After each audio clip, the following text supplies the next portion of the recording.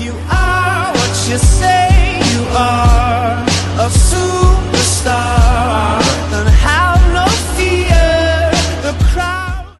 Yo, what is good? It's that boy Gibbs back with another one. So I was having phone difficulties. I didn't have my phone.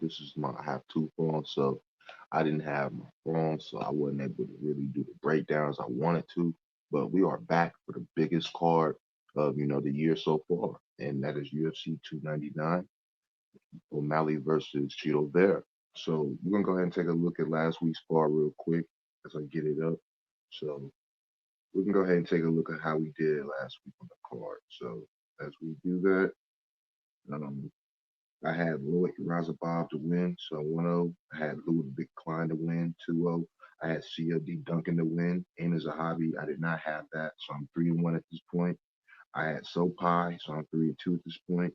I had Eric Anders to win, so I'm 4-2 at this point. 5-2 with Steve Urseg.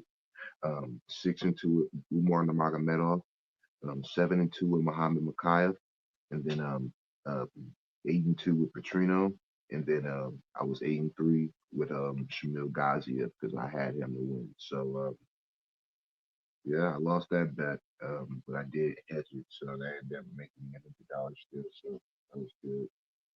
So, sorry, guys. But we're gonna go ahead and get to the next card for next week, and because we got 14 fights on that card. So with no further ado, let's go ahead and slide over to the first fight of the night, where we have Marina Moroz versus Joanne Wood.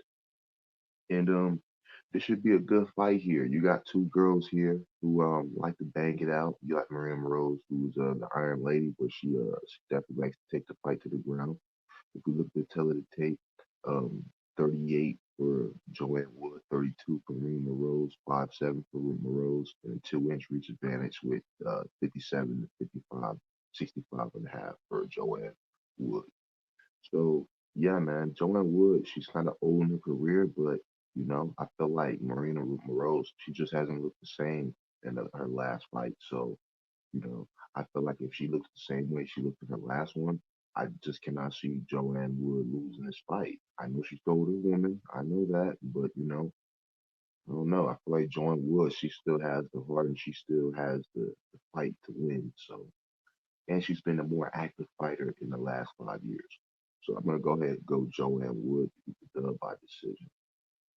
So next up, we got CJ Vergara versus Asu Almabayev. And this is actually a pretty damn good fight, I must admit, because you got CJ Vergara, who's coming up with Dana White's Contender Series about 5 years ago at this point, 3 years ago at this point, and you got Almabayev making his UFC second fight because he actually beat Ode Osborne his UFC debut, and CJ Vergara lost to him in his. So one could say that Almabayev is going to come in here and then just pretty much get him to the ground and control minutes here because we've seen CJ Vergara get controlled plenty of times in his career. Now, is this minus 440 line justifiable? I can't sit here and say it's justifiable, but I mean, he should win this fight. I mean, there's not many worlds where I see him losing. So we're gonna go with Sue Almabayev to win versus CJ Vergara by decision. Next up, we got Robelis Despaigne versus Josh Parisian, and it should be a really good fight. So if we look at the odds here, you got Despaigne coming in at minus 375, and then you got Josh Parisian at plus 270 underdog. Josh Parisian, he's 0-3 as the underdog. And Robelis is making his UFC debut. So Robelis, his last three fights combined in 19 seconds. And though in one knockout was 4 seconds, one knockout was 3 seconds, one knockout was 12 seconds. And then his not his UFC debut, but his pro debut, he actually went 4 minutes and 57 seconds with the guy. So I was like, wow, okay. So yeah, man. I think Robella is this dude. He has an 87-inch reach. This dude's a monster. If we go back to the tape, like look at this. This dude 6'7", 87-inch reach. He is a specimen. Um, I just think that Robellis is gonna knock this fool out. My guy CJ, he's taking a flyer on Josh Parisian. So there is Josh Parisian money out there. So that's kind of interesting. This line has came down. As you see, it was minus 420 on here. It's minus 375 on my paper. So yeah, that line has came down a little bit. But yeah, I have to go the big boy Robelis Despinay to go ahead and knock Josh Breezen fuck out. Next fight up, we got Philippe Lins versus Ian Cutelaba. And this is actually a pretty good fight, I must admit. Because you got Ian Cutelaba, he won his last fight versus Tanner Boser, where he grounded pounded him. Um, but you have a guy, Philippe Lins, who lost to Tanner Boser in his last one. So one could say if you're playing MMA math, you got the younger fighter here. Ian Cutelaba should run through this man. But I feel like Ian Cutelaba, he just makes a lot of mistakes. He's not the brightest fighter. Like to be honest with you, people act like this dude just so smart. He's really not the smartest fighter on the planet. Um, I have to go Philippe Lins. I'm gonna go ahead and take a flyer on Philippe Lins. I feel like he's the better fighter. He has the better cardio, and I feel like he can win a lot of moments here if he doesn't get finished. So with the next fight of the night, I have to go Philippe Lins to win by decision. Next fight up, we got Michelle Pereira versus Mikhail Oleksiejczuk, and this is actually a pretty damn good fight, I must admit. Um, not Alex Pereira, but Mikhail Oleksiejczuk coming off a pretty good win on about 6 months ago on that UFC Fight Night card versus Chidi Njokuani. That was pretty good. Mikhail Michelle Pereira, a guy who's been on a big win streak. He has wins over Chaos Williams. He has wins over Andre Fialho, who's not in the UFC anymore. Nico Price. He has wins over Santiago Ponzinibbio. And then he just knocked out Andre Petrowski, but Petrowski didn't even show up in that fight. So I thought that was kind of lackluster. Um, I feel like Mikhail Oleksiejczuk come in here and really knock this fool out if he can get his hands on him. But getting your hands on this Michelle is fucking me up. But to get your hands on Michelle Pereira, it's just gonna be a hard thing to ask. So I'm gonna have to go Michelle Pereira to win a greasy decision. But I could see the volatility side being on Mikhail Oleksiejczuk. But I'm gonna go Michelle Pereira to win by decision. Next fight up, we got Pedro Munoz versus Kyler Phillips, and this should be a pretty good fight, boys. So you got Kyler Phillips, he's 5'8", Munoz 5'6", 72-inch reach advantage for Phillips, where his is 72 and Munoz is 65. Um, Pedro Munoz, he's 37 years old, man. He's getting up there. He's getting up there in age. From Coconut Creek, Florida. Um, Formerly Brazilian, still Brazilian, but he doesn't live in Sao Paulo anymore. Um, Kyler Phillips, a guy who took a little bit of a hiatus, but he won versus Hani Barcelos. That was pretty good. Um, he lost that fight versus Raulian Paiva, a fight that I thought he won. Um, Pedro Munoz, definitely a guy who's been losing a lot more than he's won. I thought that he did win against Chito Vera in his last one, but the refs, the judges didn't give it to him. I just think that the Matrix, not Pedro, I feel like Kyler Phillips, the Matrix, can just come in here and then just outpoint fight this man. Two guys who've never been knocked out in 50 fights, so I don't see a finish happening here. Yeah, man, I'm gonna go ahead and go. Yeah, I'm definitely gonna sit here and go Kyler Phillips by decision. And I see a lot of decisions on this card. Next up, we got Mateus Gamrot versus RDA Rafael Dos Anjos. And Rafael Dos Anjos record of 32 and 15. Dude has almost 50 fights, man. 33, 23 and 2 for Mateus Gamrot. Gamrot coming in as a sizable favorite. And yeah, man, I'm not even gonna go through the tail of the tape because these guys are pretty much a mirror of themselves outside of the 2 inch height advantage for Gamrot. Yeah, man, I feel like Gamrot is a lot better fighter here, and I just feel like he's gonna crack RDA and he's gonna eventually get him out of there. I got Gamrot by a TKO. I just feel like he's gonna knock him out. I could see this fight absolutely going decision. I could see it going decision, and I could see myself playing it, but you just never know. Um, I think Gamrot's just a better fighter. He has RDA beat in every facet of this fight, in my opinion.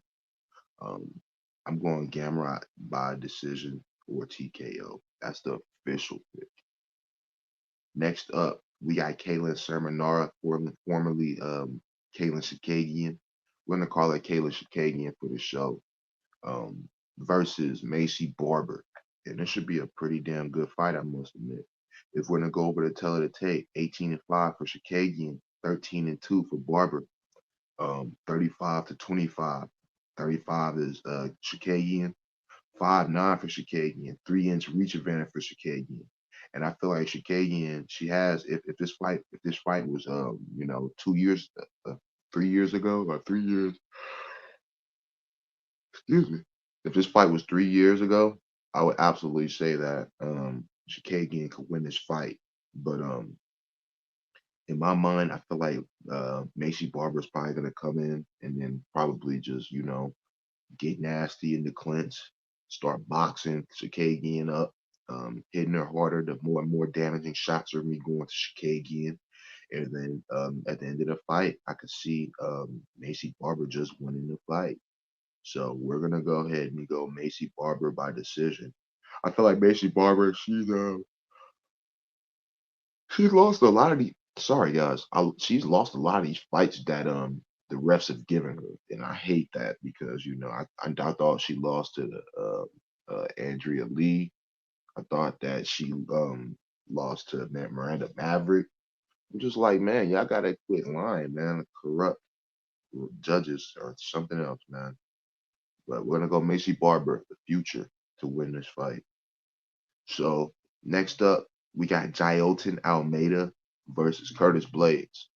And I was so up in the air on this fight because I was just unsure. Like, is Curtis Blades gonna win or is Jailton Almeida gonna win? Because we've never seen Curtis Blades on his back, and we've never really seen him except for that East fight is when he fought that one kid East. He took him down and controlled him for a little bit, but that was the only time I could find footage of him being on his back. Jonathan Almeida, a guy that we've never seen on his back, minus for a couple of spots versus that one guy Dana White Contender Series. Sorry, guys, 10 o'clock, 10 a.m. Jonathan Almeida, a guy who's just, man, he's just shown dominance in his career, man. But, also a guy who's shown that he doesn't really want to strike in distance. So, this is a weird fight. It's the odds are really close on this fight. If we're gonna take a look at the odds on this fight, you guys take a look at all the other odds on these fights. We can plug in here. But yeah, so Curtis Blades is a minus 120 favorite versus Jailton Almeida. Jailton Almeida is the first time he's finding himself as a dog. Um, the second time he was a dog was on Dana White's Contender Series.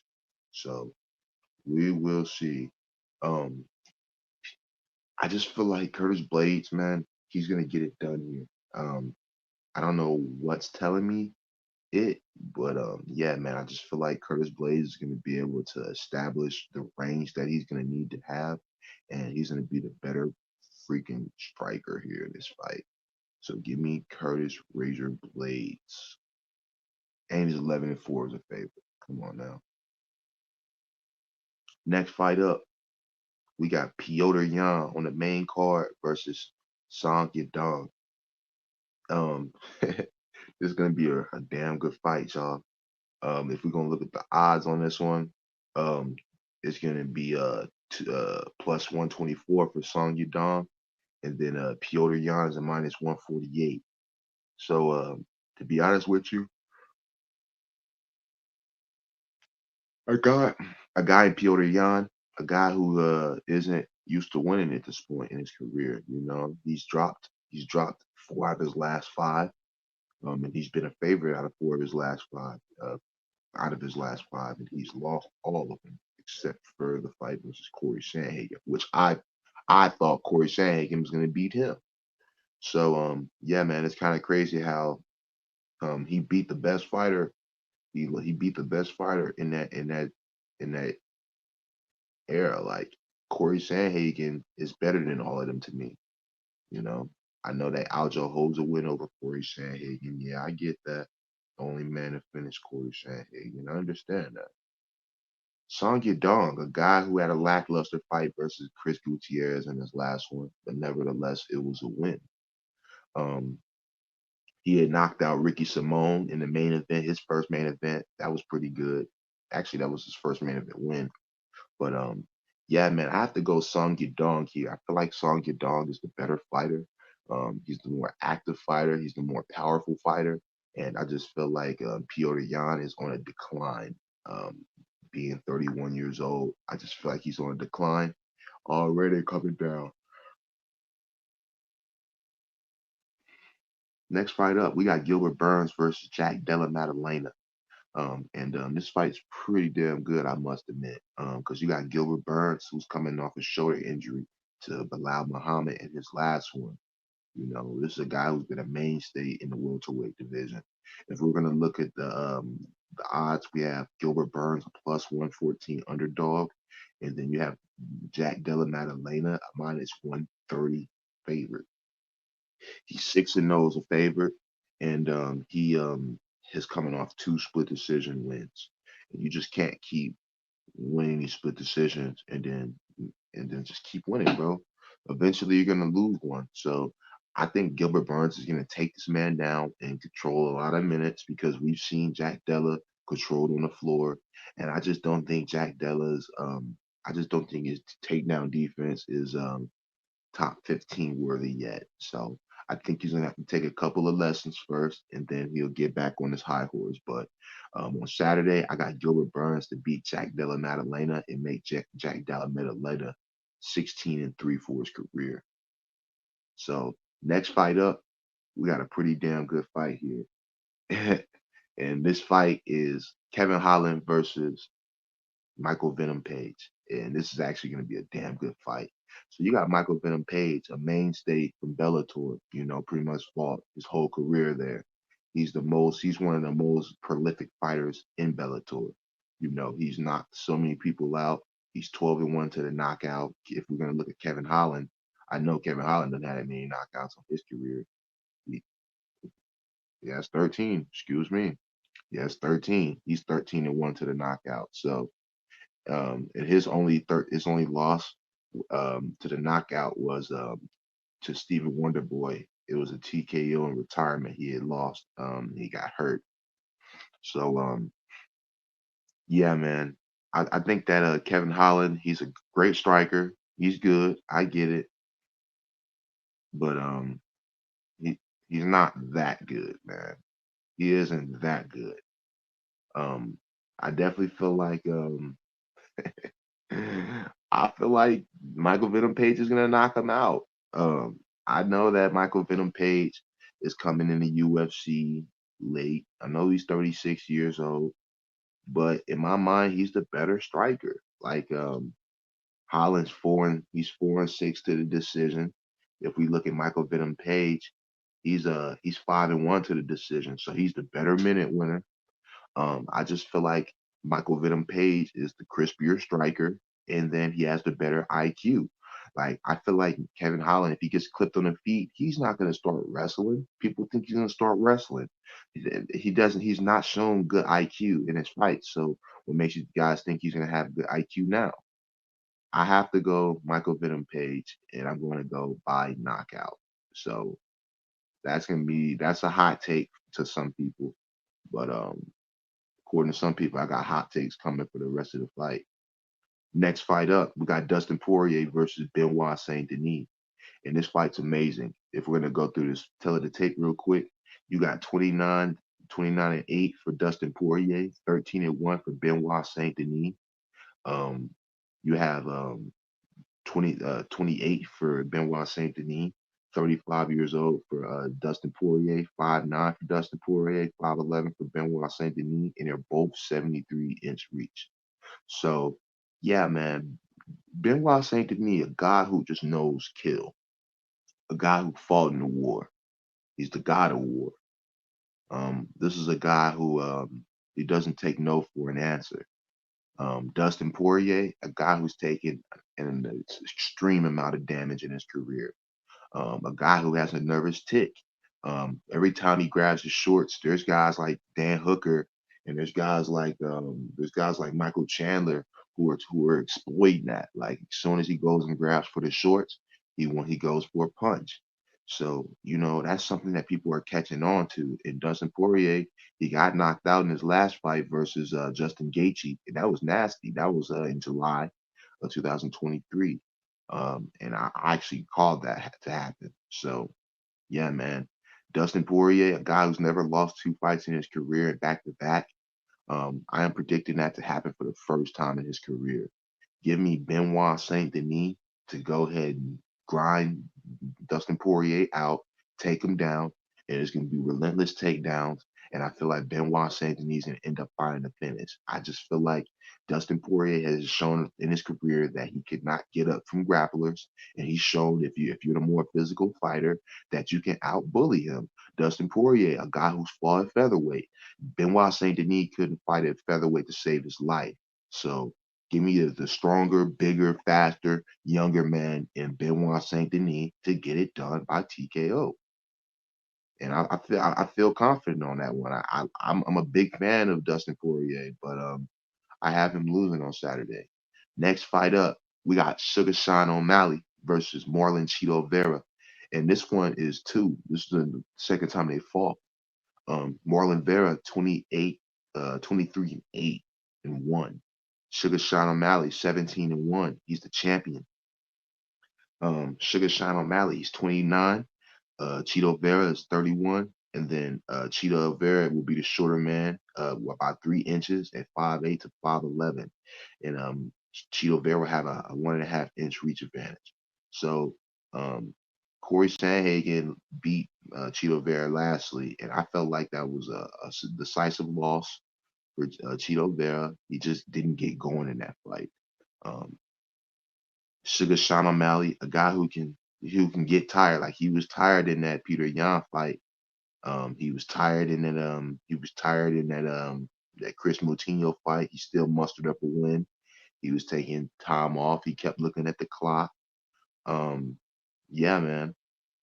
I definitely feel like Sugar Sean O'Malley, he is a guy who could win this fight, but there's just been too many times where I've seen Sugar Sean O'Malley get tired in there.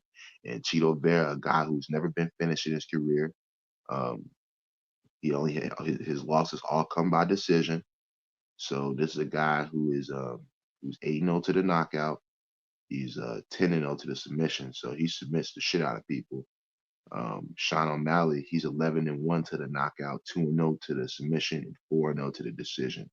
Um, so yeah, man, I definitely feel like and they have Sean O'Malley as one of the greatest strikers of all time. Very interesting. Yeah, so I definitely feel like this is gonna be a fight. Cheeto Vera wins, man. I got Cheeto Vera. And I'm pretty confident that give me that as my dog of the card. Cheeto Vera is gonna be losing until he's winning. He's gonna knock Sean O'Malley out. So we're gonna go over my picks real quick. I'm gonna get you guys out of here. I got Joanne Wood by decision. I got um Asu Almabayev by decision. I got Robelis Despinay by TKO. I got Philippe Lins by decision. I got Michelle Beheda by decision. I got Carla Phillips by decision. I have Mateusz Gamrot by TKO or decision. I have Macy Barber by decision. I have Curtis Blades by TKO. I have Song Yadong by decision. I have Gilbert Burns by submission. I have Michael Venom Page by TKO. And I have Dustin Poirier to lose to the Benoit Saint Denis by TKO. And then I have Cheeto Bear to win by TKO. That is the picks, boys. That is it for me. I hope you guys enjoyed the video. Leave a like and leave some comments on there. And I appreciate everybody for giving me the 100 subs. We moving on up, man. We gonna keep moving. I appreciate everybody, and I will see you guys next week for Marching Tybura, tied to Ibasa. So I will see you guys then. But until then, enjoy the fights and let's make some money, man. Take care. Peace. no fear. The crowd is here, and the light.